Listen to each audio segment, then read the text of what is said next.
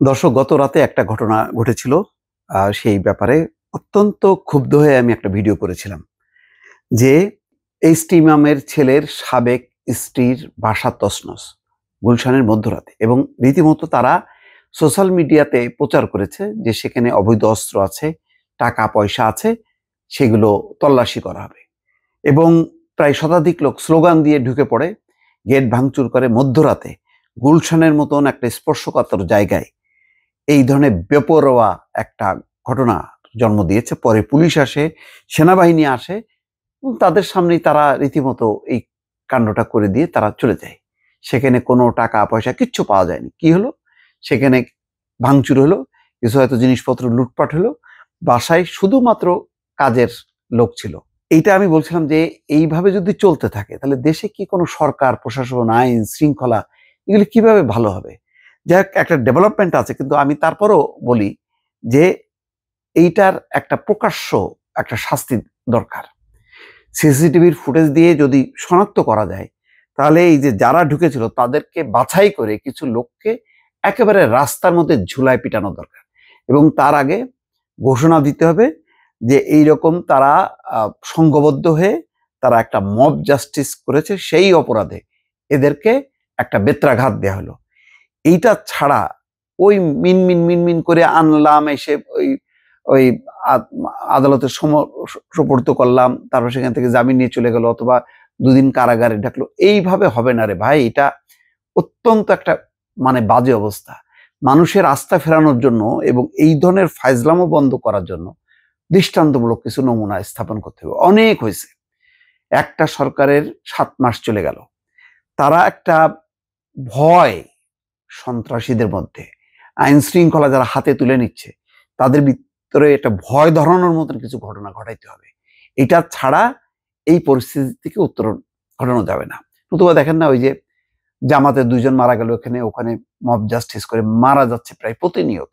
এটা আর কত কত বাড়তে দেবে এই সরকার? তো এইটা একটা ভালো ঘটনা ঘটছে যে গুলশানে বাসায় ঢুকে তল্লাশির ঘটনায় গ্রেপ্তার 3। এখন এই 3 জনকে যদি নিশ্চিত হয় আইন শৃঙ্খলা রক্ষাকারী বাহিনী, তাইলে এদেরকে এখন ঝুলাইতে হবে। এই ঝুলায় রাস্তার মধ্যে বেত্রাঘাত দিয়ে এটা ভালো করে একটা সবাই লাইভ কভারেজ করবে, সবাই ভিডিও করবে, সোশ্যাল মিডিয়াতে ছড়াবে, প্রচার হবে যে এই ধরনের ঘটনা ঘটলে কি হইতে পারে, তার একটা শাস্তি দিতে হবে। এখন বলবেন যে ভাই এখানে তো আইনে নাই, এর নাই, তা নাই, হ্যাঁ এটা মানবাধিকার লঙ্ঘন হবে না।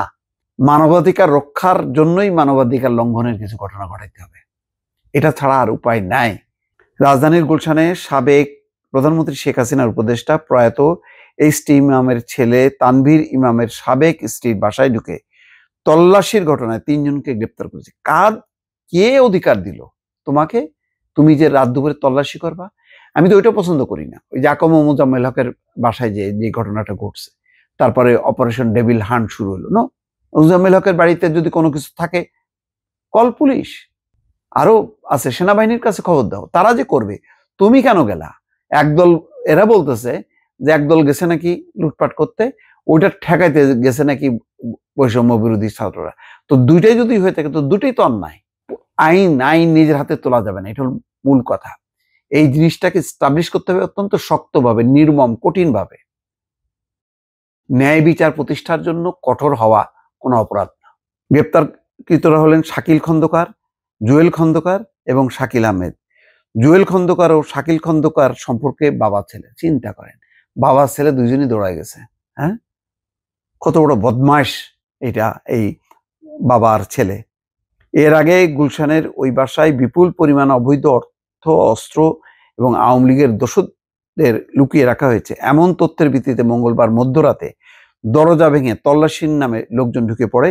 সেখানে প্রবেশ করে বাসাটি তছনছ, ভাঙচুর ও লুটপাটের চেষ্টা করে তারা। এরপর 999-এর মাধ্যমে খবর পেয়ে রাত 12:30টায় ঘটনাস্থলে আসে গুলশান জোনের ডিসি, গুলশান থানার ওসি সহ সেনাবাহিনীর সদস্যরা। সেখান থেকে 3 জনকে আটক করা হয় এবং তাদের বিরুদ্ধে গুলশান থানার মামলা প্রক্রিয়াধীন। এদিকে স্বরাষ্ট্র মন্ত্রণালয় সতর্ক করেছে, কেউ যেন আইন নিজের হাতে তুলে না নেয়। কোথাও কোনো অপরাধ সংঘটিত হলে যেন সঙ্গে সঙ্গে নিকটবর্তী থানাকে অবহিত করে। সরকার দেশের আইন শৃঙ্খলা রক্ষায় সচেষ্ট রয়েছে এবং জনগণের জানমালের নিরাপত্তা বিধানে বদ্ধপরিকর বলে জানায় স্বরাষ্ট্র মন্ত্রণালয়।